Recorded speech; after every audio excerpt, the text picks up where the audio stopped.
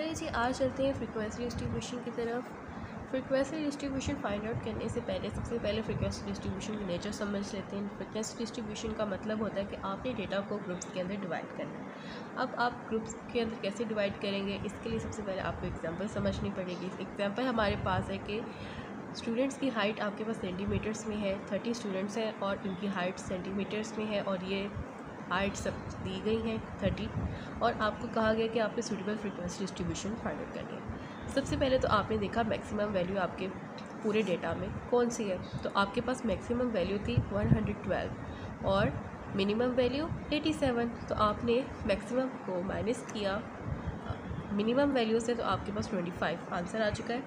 फिर उसके बाद आपने क्लास इंटरवल्स निकाली। क्लास इंटरवल्स के लिए अगर आपको दी गया हो क्वेश्चन के अंदर कि क्लास इंटरवल्स फ़र्ज़ करें 5 दी गई हो, 3 दिया गया हो या कोई भी दी गई हो, तब आपने फॉर्मूले के से नहीं निकालना, मतलब आपने तब फॉर्मूला से नहीं निकालना। अब जैसे कि इसके अंदर नहीं बताया गया कि आपकी कितनी क्लास इंटरवल्स होंगी।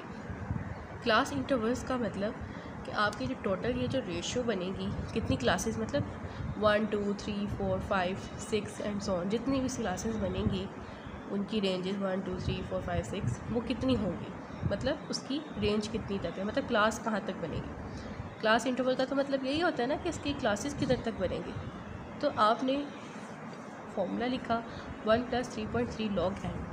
log n मतलब आपके पास जो टोटल वैल्यू ऑफ n की है, जो कि आपके पास 30 स्टूडेंट्स हैं, आपने वो लिखी। अगर आपके पास वैल्यू नहीं दी गई तो आप इनको काउंट करेंगे, ठीक है।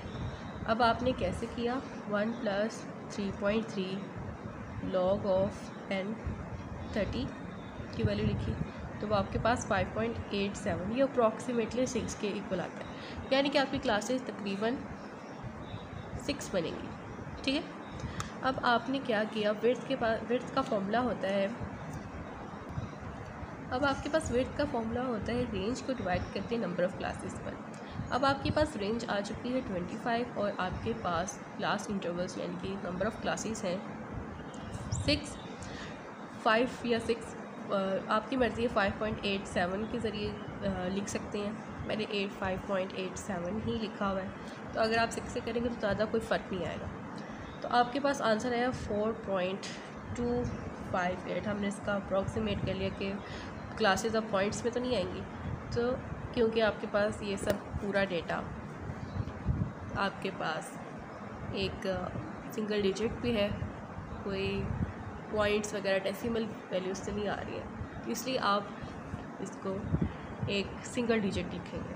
फिर आपके पास ये आपकी विड्थ आ चुकी है, यानी कि जो आपकी क्लास के अंदर जो एक विड्थ होगी, जो उसकी चौड़ाई कह लें अंदर की, वो 5 होगी, मतलब 5 का गैप होगा। अब आप क्या करेंगे, जो आपके पास सबसे मिनिमम वैल्यू है जो 87 है, आप इससे 1 प्रीवियस पे भी जा सकते हैं, आप इस पर 2 प्रीवियस पे भी जा सकते हैं। अगर आप 1 प्रीवियस पे जाएंगे तो मतलब 86 वैल्यू आप स्टार्टिंग पॉइंट लेंगे, जो कि हम अब आगे करने लगे। चलिए जी, अब हमने लिख लिए class limits, class boundaries, tally mark और आपके पास फ्रीक्वेंसी। जो आप टेली को काउंट करेंगे तो आपके पास फ्रीक्वेंसी आ जाएगी। अब आपने क्लास लिमिट्स का आपने स्टार्टिंग पॉइंट आपने 86 लिया है, 86 से आपने किधर तक जाना है, आपके पास वैल्यू क्या थी, आपकी क्लास की विड्थ कितनी थी, वो आपके पास थी 5, यानी कि आपने 86, 87, 88, 89, 90 लिखी, ठीक है। फिर आपने 91 से स्टार्ट करना है, 91 आपने लिखा और 91 को इसमें शामिल करना है, 91, 92, 93, 94, 95। फिर आपने 96 लिखा, मतलब 1 वैल्यू आपने इसमें एक्सीड की। अब 96, 97, 98, 99, 100 और इसी तरीके से आपने बाकी लिख लेनी है।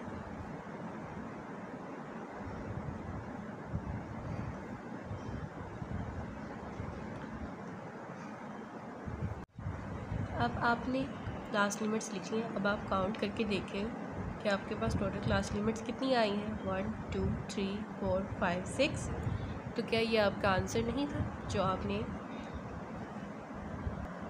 क्लास इंटरवल्स का निकाला था? क्लास इंटरवल्स और क्लास लिमिट्स एक ही चीज़ है। अब आप क्या करेंगे, ने सेकंड क्लास की लोअर क्लास बाउंड्री में से माइनस की अपर क्लास की फर्स्ट क्लास की अपर क्लास बाउंड्री को, तो आपके पास आंसर 1 आएगा।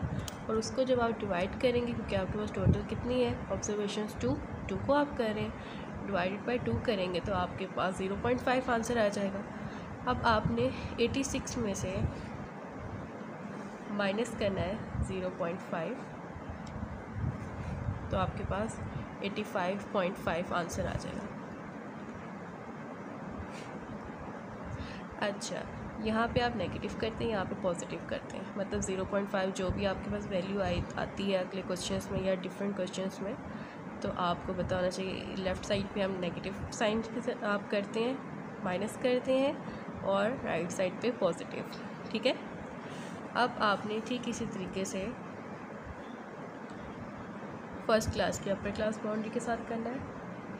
90 + 0.5 जो कि कितने इक्वल हुआ 90.5। अब बस आप लिख लेंगे। इसके साथ जब आप माइनस करेंगे 91 माइनस 0.5 तो आपके पास आ जाएगा 90.5। चाहे तो आप देख सकते हैं 91 माइनस 0.5। ठीक है। तो आपकी सेकंड लिमिट होती है और जो फर्स्ट लिमिट होती है उनकी लोअर और अपर क्लास सेम होती है। अब आपने इसको कंप्लीट करना है।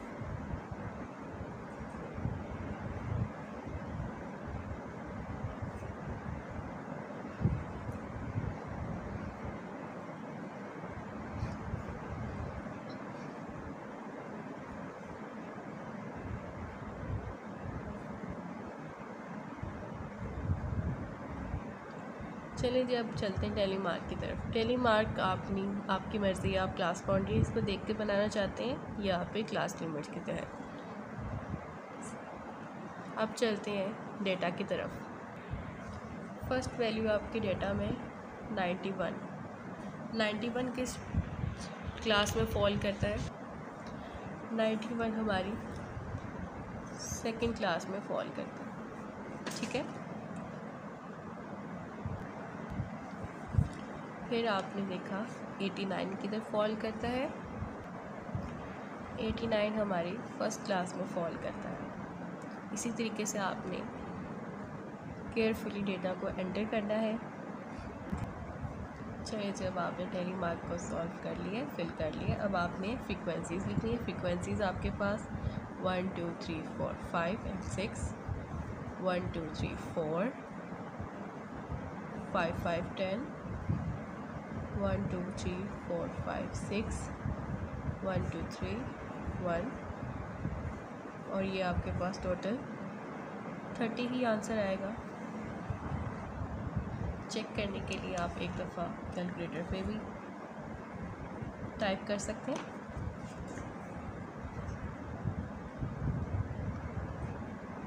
= 30। अगर आपकी फ्रीक्वेंसी का आंसर टोटल के इक्वल ना आए तो आप दोबारा रीचेक कीजिएगा,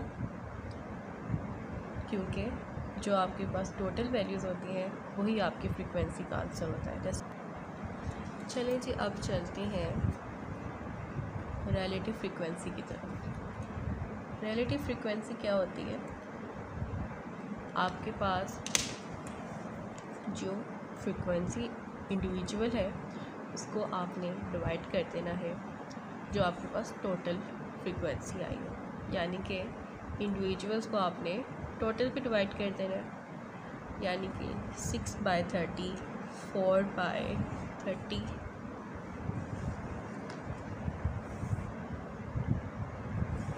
4/30, 10/30,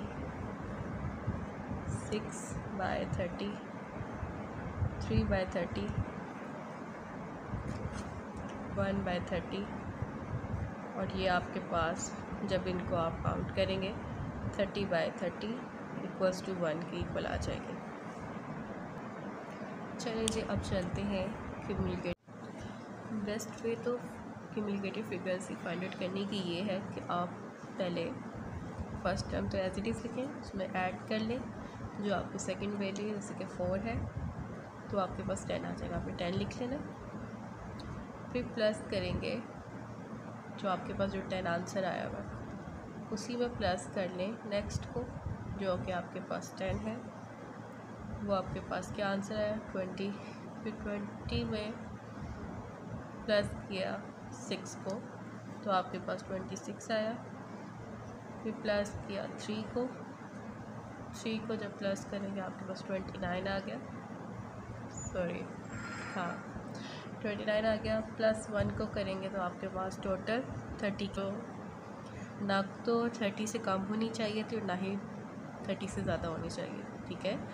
यानी कि आपकी जो स्टूडेंट्स थे उसको क्यूमुलेट करके आपके पास आंसर्स 30 ही आना चाहिए था। अगर कम या ज़्यादा आएगा तो आपकी कैलकुलेशन में मिस्टेक हो सकती है, ठीक है। चलिए जी अब नेक्स्ट चलते हैं।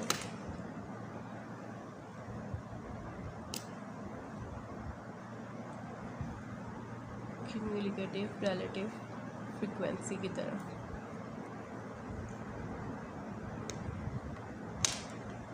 इसके अंदर भी सेम एज इट इज़ ही है, आपके पास सेम एज इट इज़ है कि टोटल जो आपके पास CF आया है जो कि है 30, आपने इंडिविजुअल्स को जो आपके पास CF है उस पर आपने डिवाइड कर देना टोटल पे। 6/30, 10/30, 20/30, 26/30, 29/30, 30/30, ठीक है। चलिए जी अब चलते हैं मिड पॉइंट्स की तरफ। मिड पॉइंट्स के लिए आप क्या करते हैं, क्लास बाउंड्रीज़ को आप यूज़ करते हैं।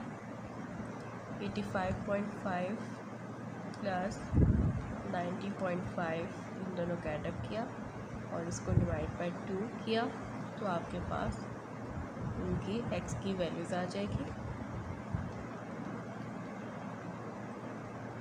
यानी कि आपके पास मिड पॉइंट्स आ जाएंगे।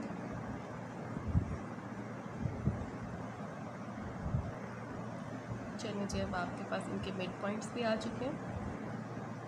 अगर पेपर में कहते हैं यानी क्वेश्चन आता है आपको फ्रीक्वेंसी डिस्ट्रीब्यूशन फाइंड आउट करें, क्लास बाउंड्रीज फाइंड आउट करें, टैली का तो खैर आपकी मर्ज़ी है, अगर आप क्योंकि ये ईजी हो जाता है अगर आपके पास इस टाइप का डेटा हो तो टैली पहले कर ले फिर फ्रीक्वेंसीज कर लें। डायरेक्ट करेंगे तो डायरेक्ट गलतियाँ भी हो सकती हैं, इसलिए टैली कर लेना चाहिए। फिर उसके बाद फ्रीक्वेंसीज बनाएं।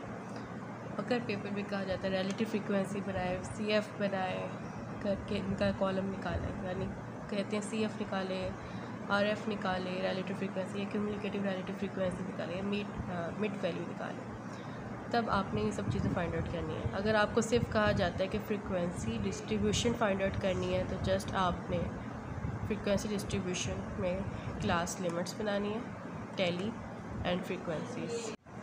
अच्छा, क्वेश्चन की नेचर को समझना सबसे ज़्यादा ज़रूरी है कि ये डिस्क्रीट है कि कंटिन्यूस है। काफ़ी बच्चे नहीं समझ पाते कि ये डिस्क्रीट डेटा है या कंटिन्यूस डेटा है। तो डिस्क्रीट और कंटिन्यूस में फ़र्क करने के लिए सबसे बेहतरीन तरीका है कि आप डेटा को अच्छे तरीके से पढ़ें। जो आपके पास क्वेश्चन है उसके अंदर हाइट्स की बात की गई है स्टूडेंट्स की। अब आपको पता है जो स्टूडेंट्स की हाइट्स होती है वो पॉइंट्स में भी होती है, और कंटिन्यूस और डिस्क्रीट में फ़र्क ही यही है कि डिस्क्रीट सिंगल डिजिट होता है और कंटिन्यूस पॉइंट्स में भी वैल्यूज़ आ सकती हैं, ठीक है। यानी कि आपके पास ये कंटिन्यूस डेटा आता है, हाइट्स जो आपके पास आती हैं वो कंटिन्यूस हैं। ये नहीं देखना कि डेटा अब हमारे पास 91 है या 112 है तो डिजिट्स आ रहे हैं, नहीं। आपने नेचर समझनी है क्वेश्चन की जो स्टेटमेंट के अंदर लिखी गई है, ठीक हो गया।